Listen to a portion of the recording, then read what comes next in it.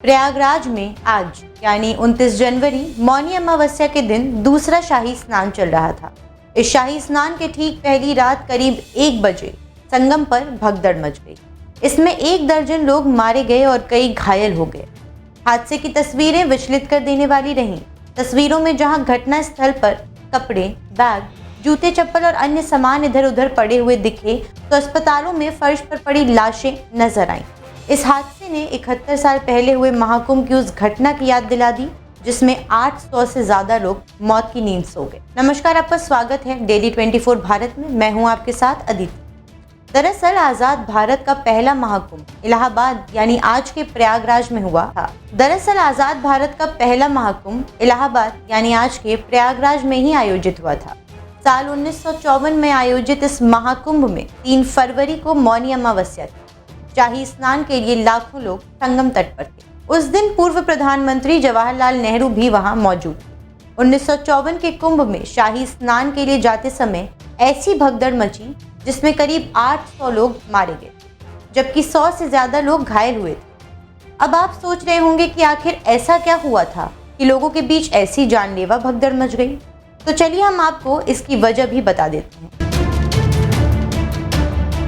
चूंकि उस समय कुंभ मेला काफी कम क्षेत्र में फैला हुआ था और लोगों के स्नान के लिए घाट भी बहुत कम थे, शायद इसलिए एक ही जगह पर बहुत सारे लोग जमा हो गए होंगे और किसी कारणवश वहां भगदड़ मच गई। 3 फरवरी 1954 को शाही स्नान के दिन अखाड़ों का जुलूस देखने के लिए बड़ी संख्या में लोग गंगा किनारे खड़े थे। धीरे धीरे भीड़ बढ़ने लगी, लेकिन जुलूस के कारण निकलने की जगह नहीं थी। जब धक्का मुक्की होने लगी तो लोग नागा साधुओं के जुलूस के बीच से निकलने की कोशिश करने लगे। बताया जाता है कि तब साधुओं ने अपने त्रिशूल श्रद्धालुओं की ओर किए। ऐसे में लोग निकल नहीं पाए और भगदड़ के कारण कुछ दबकर मर गए और कुछ गंगा में समा गए। कई रिपोर्ट्स ये भी कहती है कि उस दिन करीब 10 बजे पूर्व पीएम जवाहरलाल नेहरू और राष्ट्रपति राजेंद्र प्रसाद की कार त्रिवेणी रोड से निकली थी। लोगों को जब ये पता चला तो लोग अपने प्रधानमंत्री को देखने के लिए बैरिकेड तोड़कर आगे बढ़ने लगे। इस दौरान नागा साधुओं की सवारी निकल रही थी। भीड़ बहुत ज्यादा होती चली गई और लोगों को बाहर निकलने का रास्ता नहीं मिला। ऐसे में अफरा तफरी होने लगी और भगदड़ मच गई। इस हादसे में 800 से 1000 लोगों के मरने का दावा किया गया। 2000 से ज्यादा लोगों के घायल होने की भी बात सामने आई। कुछ ही दिन बाद बजट सत्र के दौरान पीएम नेहरू ने इस हादसे पर शोक भी व्यक्त किया। कुछ लोग ये भी कहते हैं कि 1954 के कुंभ मेले में एक हाथी भड़क गया था, जिसके कारण भगदड़ हुई थी। इसमें सैकड़ों श्रद्धालुओं की मौत हो गई थी और कई घायल हुए थे। उस हादसे के बाद से मेले में हाथियों का प्रवेश पूरी तरह से प्रतिबंधित है। लोगों का ये भी कहना है कि 2 और 3 फरवरी की दरमियाई रात को गंगा में अचानक पानी बहुत बढ़ गया था। संगम किनारे साधु संतों के आश्रम में पानी पहुंचने लगा। इस घटना से लोग घबरा गए। इससे अफरा तफरी में भगदड़ मच गई। कुंभ का अंतर्राष्ट्रीयकरण भी तत्कालीन प्रधानमंत्री जवाहरलाल नेहरू ने ही किया था। इस मौके को लेकर देश विदेश में नेहरू के कई लेख भी छपे। उस साल मेले में करीब 50 लाख श्रद्धालुओं ने हिस्सा लिया था। ये भारत की स्वतंत्रता के बाद पहला कुंभ मेला भी था। इस वजह से भी बड़ी संख्या में लोग उस वक्त के इलाहाबाद और अब के प्रयागराज में पहुंचे थे। भगदड़ यानी मौत का ये तांडव करीब 45 मिनट तक चलता रहा। इसके कुछ ही समय बाद भीड़ खुद ही नियंत्रित हो गई। विभिन्न स्रोतों के अनुसार त्रासदी के आंकड़े अलग अलग थे। 800 से अधिक लोग मारे गए और 100 से अधिक घायल हुए। वहीं 350 लोग कुचले गए और डूब गए।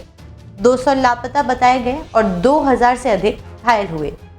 किताब law and order in India के अनुसार 500 से अधिक लोग मारे गए। चर्चित लेखक विक्रम सेठ के 1993 के उपन्यास द सुटेबल बॉय में 1954 के कुंभ मेले में हुई भगदड़ का जिक्र है।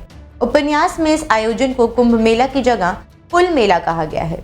इसे 2020 के टेलीविजन सीरियल में भी पुल मेला के रूप में दर्शाया गया। कलकूट यानी समरेश बसु और अमृता कुंभेर संधाने द्वारा लिखे गए उपन्यास में तीर्थयात्रियों की प्रतिक्रिया के साथ भगदड़ की त्रासदी को उजागर किया गया।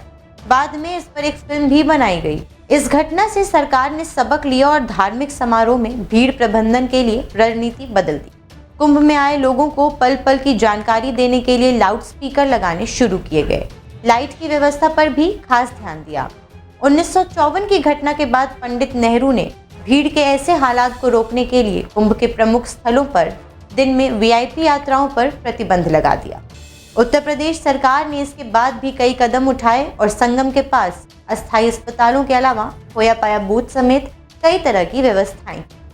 इसके बाद 1986, 2003 और 2013 में भी भगदड़ मची और अब 2025 में भी इतिहास दोहराया है। फिलहाल के लिए इतना ही। आगे की जानकारी के लिए देखते रहें डेली 24 भारत।